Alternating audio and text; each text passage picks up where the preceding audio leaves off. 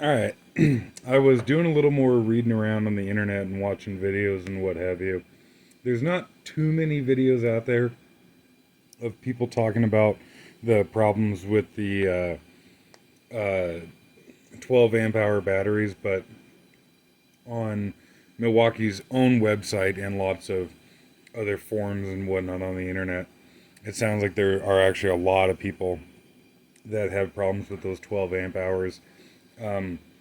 Some people, what they say is that they won't charge up all the way, like they won't show 4 bars on them. Or, and I kind of forgot that this happened to me, that you'll run the battery down, and the second that you put it on the charger, it will like run the battery down until the light's flashing, and then the second you put it on the charger, it'll show like it's got 2 bars on it or something. And it won't charge as long. Like those batteries are supposed to take nearly 3 hours on the standard charger, and if you run it down to the lights flashing, stick it on the charger, it'll instantly jump to 2 bars on the charger, and then it'll only take half the time that it's supposed to charge or whatever. All of mine, I kind of forgot about this in the last video, all of mine show 4 bars, except for this one here. This battery here, I never noticed like a lower capacity on it or anything. And I had just assumed that one of the LEDs had died because, when you look at all the different batteries that I have here, and these aren't even all the batteries that I have, that's a lot of different LEDs. Certainly one of them is going to die at some point. So I found one video of a guy, seems like he's down in Australia, that had a pretty good video about potentially fixing, if you will, the issue that the 12 amp hours were having. And from watching his video, and I suppose it makes sense, that what can happen is that one of the cells in the battery won't charge up like it's supposed to. And I suppose it makes sense that the batteries that I've had issues with are the multiple rows of cells, but also the higher capacity cells. Like I had the issue with the 6 amp hour here, that one's an 8 amp hour, and then whichever one here that I just had in my hand, yeah, that one is a 12 amp hour. And these are, 2 rows of cells in parallel. That one is 2 rows of cells in parallel, and then this is 3 rows of cells in parallel. One thing that I haven't done is actually check the voltage on these things. And I figured that, for one, I'd get out most of my batteries and organize them and make sure that, I haven't lost one or whatever. And make sure they're all charged up. So all these batteries have just come off the charger, and we're showing a full charge on there. And I'm curious to see what the difference is in the voltage. So both of these are 6 amp hour. This one seems to be perfectly fine and working like it should. This one, I put a little mark on the top of it.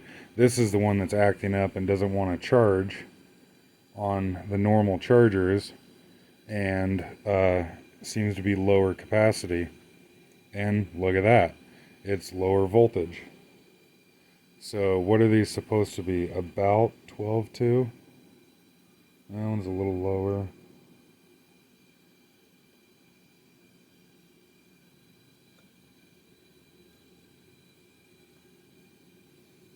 So all of these showed green on the charger, but not all of them were were charging when I pulled them off the charger. Because if the voltage is above a certain threshold, it won't charge. It'll just simply show green. And so like that battery there shows a little bit low. So I'll go stick this on the charger right quick. But this one here, I had run down a little bit and pulled off the charger. So it was, like actively charging the last time it was on the charger. So that's probably an issue, that it's low voltage. I'll get these switched around right quick. And if you're wondering what the orange mark is for on some of these, those are ones that I keep on my work truck.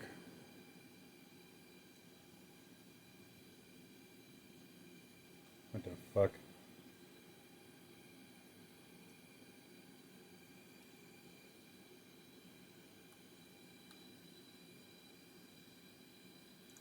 It just helps me to keep them organized, to have them marked like that. I have more chargers in the shop than I do on the truck. And so if I go out on a job and run a bunch of batteries down, I will actually pull all the batteries off the truck to charge them.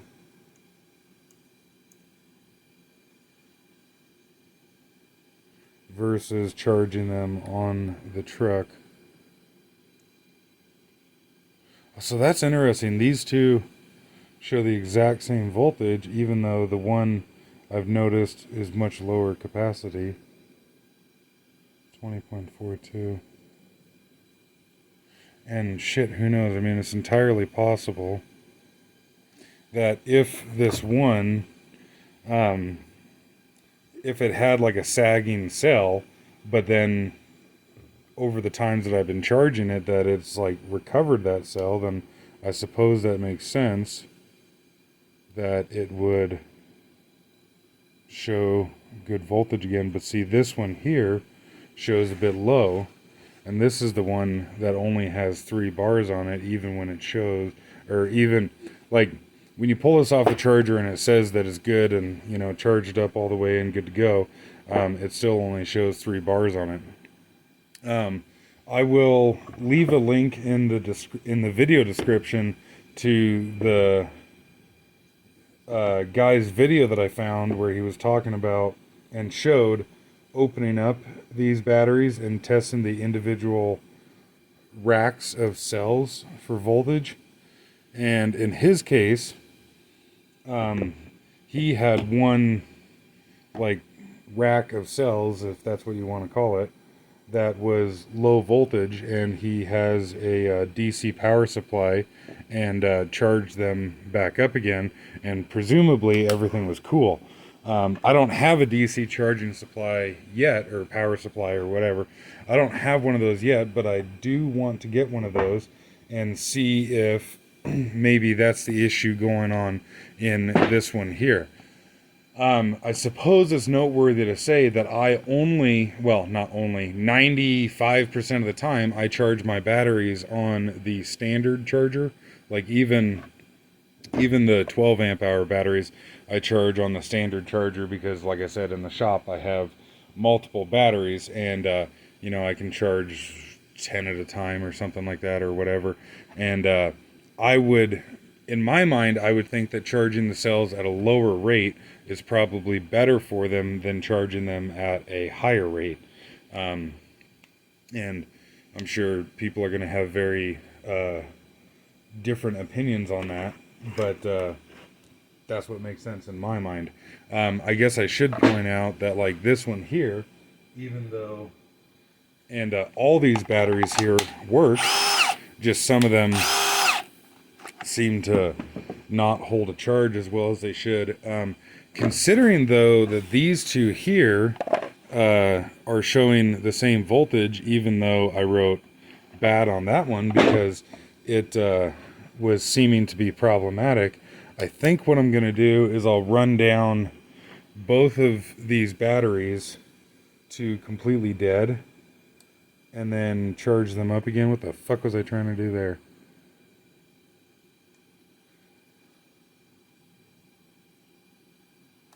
I'll run both of them down and charge them up again and see how that's any different, because those are showing identical voltage, or near enough anyways.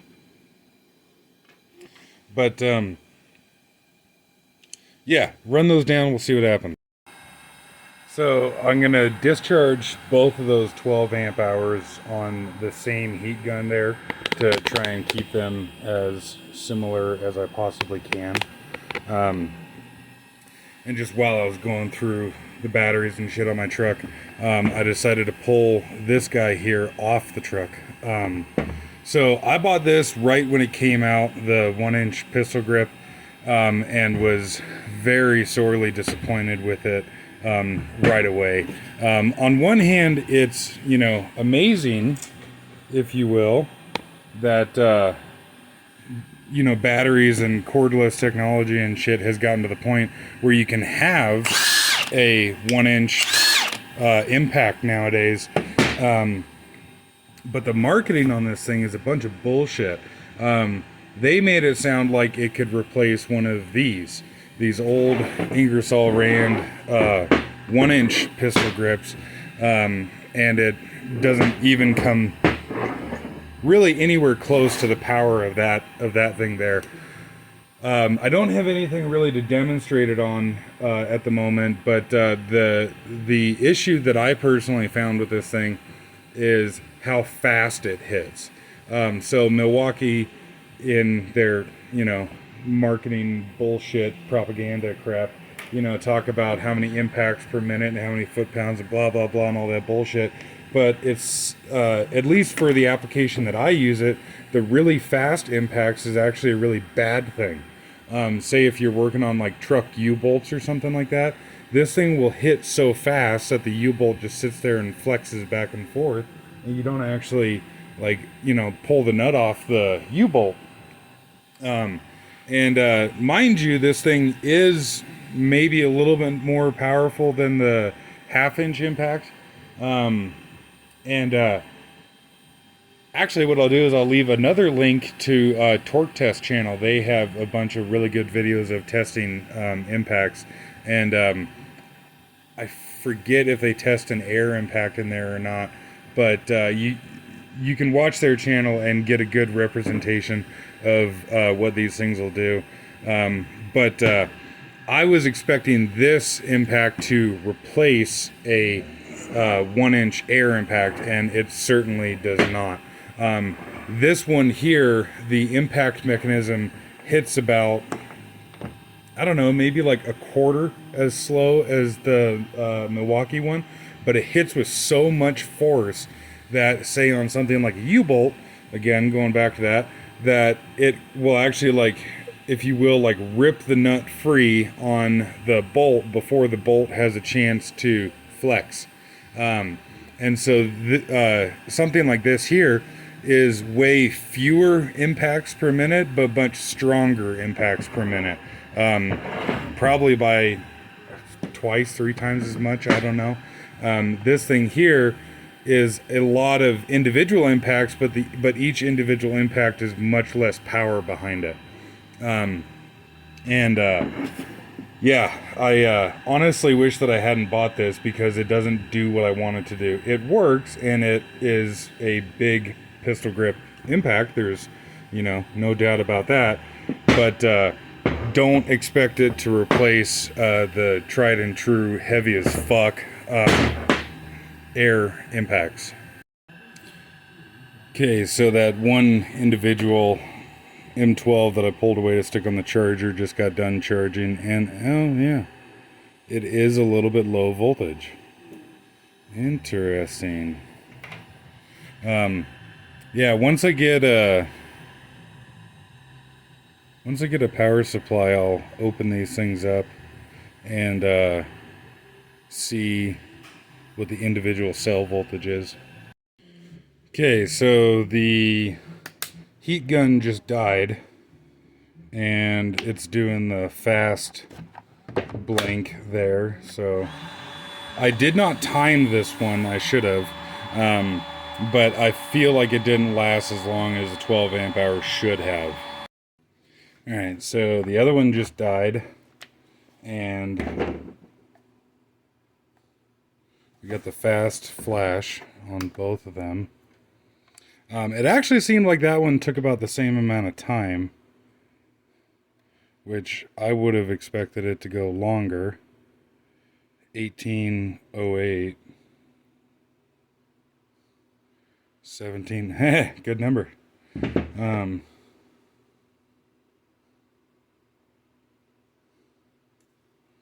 Yeah.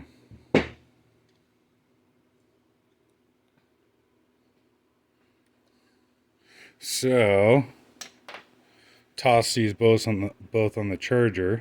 So I was gonna take these over to the wall where I have my normal chargers, because like I was saying, 90% of the time I run these on a standard charger, but I figure for shits and giggles, I'll put both of these on the rapid chargers, and of course they're plugged into the chargers, but there's no lights on because I haven't flipped the breaker on, and there's the breaker. And oh, hey, look at that. They both jumped to 2 bars. Huh.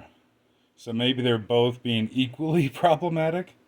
That's frustrating considering how goddamn expensive those batteries are. Yeah.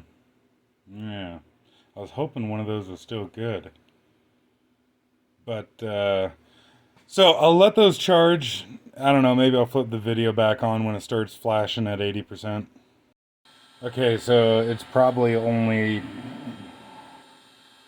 4 minutes later or something, and the one is up to 3 bars. I put a little separation in between them because these chargers actually get kind of toasty. If they're charging up a good 12 amp hour anyways, if they're running for 2 hours or however long it takes. And then I put the 8 amp hour battery on the heat gun, and gonna run that one down as well too. And so which one is this one? Is this the one? Okay, so this one on the right is the one that I wrote bad on, so presumably that one's worse than that one. Okay, so the heat gun finally died with the 8 amp hour battery on there. And if you can hear that noise there, I can't remember actually if that's normal for these chargers or not. But yet again, that one's at a higher state of charge according to the little display on the front there.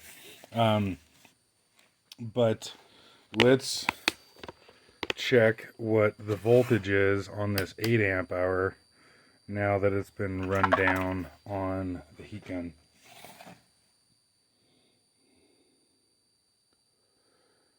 So I guess that makes sense, because this 8 amp hour, near as I could tell just from using it and shit, seemed to be in better shape than the 12 amp hours that I got here. So if the cells are more balanced in this battery here versus these two, I guess it makes sense to have a lower shutoff voltage, because the cells would be working evenly. But I'll let this keep going here and see what she does. Okay, so that one now says it's fully charged. Working here in the shop next to these things, so I just kind of glance on over it every now and again.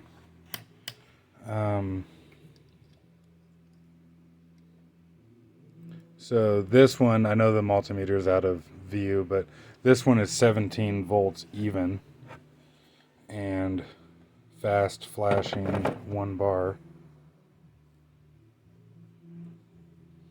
So I think that's normal. When you stick it on the charger, it goes to the 1 bar like that. This one's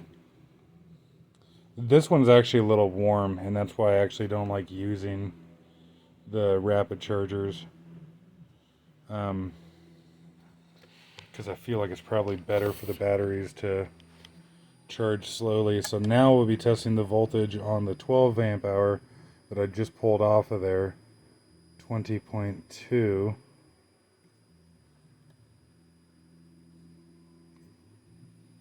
And aren't they supposed to be like 21 volts fully charged? Because they're, yeah, I thought they were supposed to be 21 volts fully charged. But we'll see. We'll compare that to the other 12 amp hour. Oh, hey, look at that. That one jumped up to 2 bars already, so that's probably not good. But yeah, we'll compare to the other 12 amp hour here when it's done charging. Okay, so the one that was on this charger, the second one to get charged or to finish charging was this one here. Yeah, this one here. And 20.1 versus this other one, which is 20.2. I looked it up on my phone right quick, and it was saying that a 21700 cell fully charged is supposed to be 4.2 volts, which would mean that these would be 21 volts throughout the entire pack, because you know it's 3 racks of 5 cells in series. I don't have any like really new Milwaukee batteries around here, because I can't remember if the Milwaukee batteries actually go all the way up to 21 or not. But I don't know. I'll do some more digging around and looking and what have you, and see what I can come up with. And I'll probably buy some more batteries at some point, and try and figure out exactly what's going on with these things. But so I did actually send one of the 12 amp hours out for warranty through one of my local tool trucks, and so in theory that'll get fixed free of charge, and that would be cool. But on the other hand, then now it's already been gone. Shit, I don't know, a month or something. And what if it's not covered under warranty? And I don't know, maybe if I went directly through Milwaukee, it would be a lot faster or something. But on the other hand, it's really easy when the tool truck comes by to just here, deal with this. But I'm gonna get a DC power supply, because I would like, if it is a balancing issue in these things, I would like to be able to fix that myself. Because it's just frustrating to have to, send something out and be without it for a while. But also too, it's like I just want to be able to do it myself if it's something as simple as balancing. So I'll get a power supply and fart around with this stuff. These batteries, thankfully, are easy enough to come apart. There's just a couple screws on the bottom side of them, and the cases come apart, so that's nice and easy. And yeah, like I said in the other video, if anybody has any experience with this or can point me to somebody else's video where they kind of explain this more, have you had issues like this? If you heard of people having issues like this, let me know.